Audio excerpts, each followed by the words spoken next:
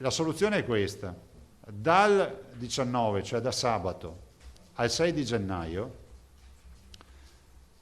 abbiamo messo in piedi una soluzione epidemiologica e di natura imprenditoriale che comunque tiene un suo equilibrio, ovvero la chiusura dei confini comunali dalle ore 14. Vietato uscire dal proprio comune dalle 14 già a partire da questo sabato. Bar e ristoranti aperti sempre, negozi anche fino alle 21.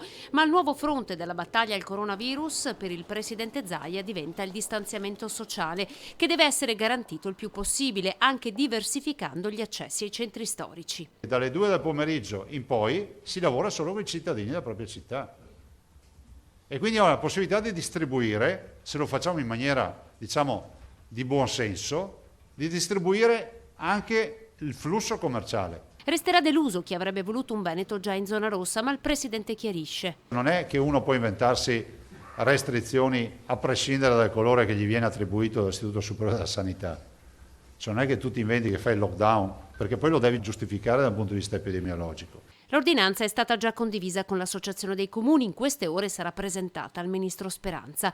Era per la verità in discussione già da una settimana, ma è stata anticipata a fronte degli indugi del governo e per intervenire contro gli assembramenti già a partire da sabato. Siamo arrivati a giovedì, a me ancora non è ben chiaro cosa accadrà. Ha aggiunto poi Zaia che la gerarchia dei provvedimenti impone che qualsiasi intervento più restrittivo del governo per questo periodo natalizio avrà precedenza sull'ordinanza.